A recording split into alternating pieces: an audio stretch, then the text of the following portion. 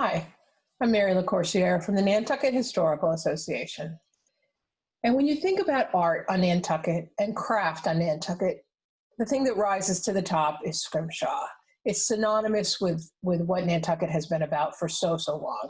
It's the sailor's art, it's the whaler's art. And if you see the collection at the NHA, Scrimshaw is one of the crown jewels. And they have beautiful pieces, they're carved, they're designed, they're drawn on all kinds of bone, teeth, and functional, decorative, and it really runs the gamut. So it's really worth taking a look at. But today we want to talk about, how it's actually created. We talk about it in general, but let's talk about how it was really done. And if you've been watching some of our times together, you know that I always have some special guests. And today they all wanted to come. So who can say no to this crowd? So here they are. They're all big fans of Scrimshaw as well. So as long as they're quiet, I think they can all, stay here in the viewing stand. So Scrimshaw is traditionally, I think the thing we always think about first is that it was carved on a sperm whale teeth. Now, it runs the gamut on other things that it was done on, but this is really the iconic piece that it was done on. And as you can see, this is a really rough tooth. It's, this is how it would be up in the jaw of the whale, the jawbone of the whale, and it's a real rough, just like our own teeth, is a real rough piece.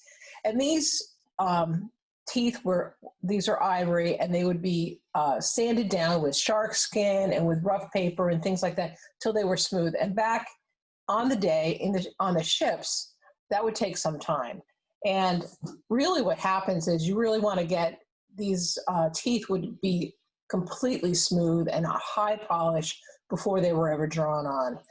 And all of this work was done on board ship originally during their long voyages. There was lots of time when they were waiting to see a whale before, they just had a lot of time on these ships. These voyages were several years long, and there was a lot of time in between. So this is one of the things that they would create.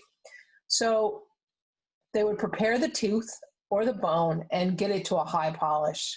And then they would take any number of implements, needles mostly, and scratch into the surface and then fill it with, coal or charcoal, ash, things like that. And that's what would get the black line.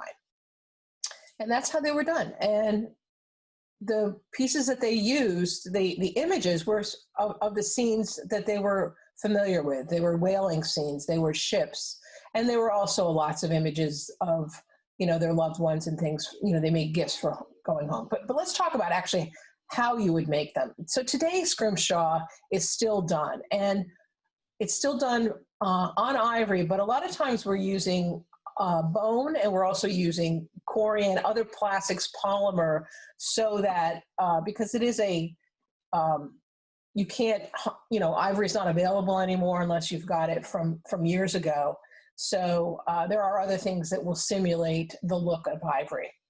So the things that you would use to create those guys, the sailors, they would use a needle. And this is something called a pin vise, which is what I like. And it's literally exactly what it sounds like. It's a pin inside a little vise that gives you a nice sharp point. It's easy to draw with. This is called a whistler's needle. This is an etching tool, actually. And then you could use a nail, a needle, anything that's got a point that you can control and use sort of like a pencil. So there's lots of things that you can use. So what I've got here is I've got a few finished pieces that are pretty cool. So this is actually on a piece of polymer, and it actually looks just like Scrimshaw. It's been polished to a high shine, and an image has been drawn on there. And these are, I'm going to give you some close-ups of these so that you can see what they look like. And a lot of times you will see Scrimshaw that's done in color. So the inks that are used are, various colors that you can lay down so you can get, an even more contemporary look. Back in the day on the ships, they just used black, and sometimes they would use a color, some reds. So I've got some images here.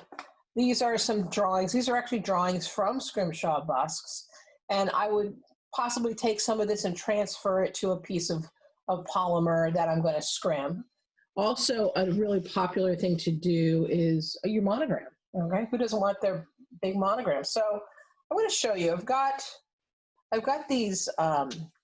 This is actually a piece of polymer, and it's really great to draw on. So all I'm going to do is I'm going to transfer my drawing to this. So I can do it a couple different ways. I can draw straight on here if I'm confident and I know what I want. And if I don't, like in our other projects, I'm going to take a piece of carbon paper and I'm going to put it underneath, and I'm going to, like, say I want to do a letter here, and I'm just going to lay that underneath there, and I'm going to take a pen and I'm going to draw, with a little bit of force, some good force here. There's a nice A.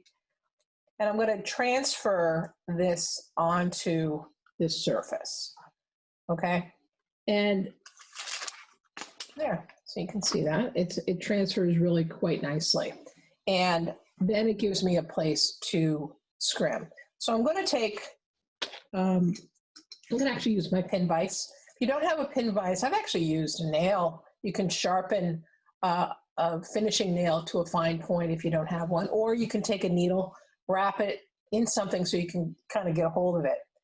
A lot of times I'll use a magnifying glass because, it's kind of hard to see, and these are my magnifiers up here. But what I'm going to do is I'm going to draw and I'm going to scrim, and I'm just going to really just sort of etch into the surface, which is what they would do on teeth or any other. So I would etch onto this surface and till I got it done. And a lot of times I'll use some crosshatch marks and things like that. So here's one that I've already done. You can't see it, but I'm going to show you what I'm going to do with it. So this is an ink. It's called Black Magic, which is what people prefer. There's a lot of things you can do, but you want a permanent ink. And I'm just going to ink up where I went. And I'm just going to quickly give that a little bit of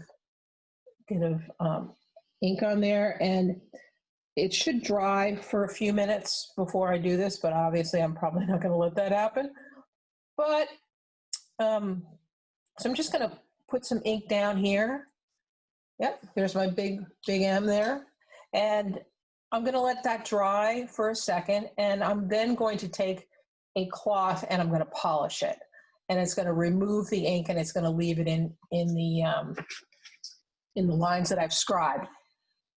The thing that I can do after that is if I feel it needs more, I can add more. So I can go back in and I can rework it and add some more and continue on. So let's just see if this will hold it. Yeah, there you go. It kind of makes a bit of a mess, but look. So there it is. So I see some spots here that I might want to, make a deeper line, and I will polish this up to remove some of that residue off. But the trick to any kind of scrimshaw on any surface that you're doing, whether it be a tooth that you have from, your grandfather, you've got to have an old one, or even a piece of polymer, piece of bone, lots of bone, is you want your surface to be really smooth, because any kind of scratch, any kind of roughness, that ink's going to want to sit in there and kind of grab onto that surface. Okay, so that's the mystery. That's the mystery of scrimshaw, but it's a very delicate art. It takes, I would say, a bit of time to master, but it's definitely worth it. And if you don't like your work, the beauty of this is you can sand it out and you can start over. So just make sure if you do that, you're going to polish up your piece again before you begin to re-scrim your work. So I hope you've enjoyed it. We've had some classes at the 1800 House on doing this. Go take a look at all the collection at the NHA. It's absolutely beautiful, and you can see a lot of it online right now. Okay. Thank you to our viewing fans here. They're always with us, give us support, and I hope you enjoyed this time, and come check out all the scrimshaw at the Whaling Museum. Okay. Have a great day, everybody. Bye-bye.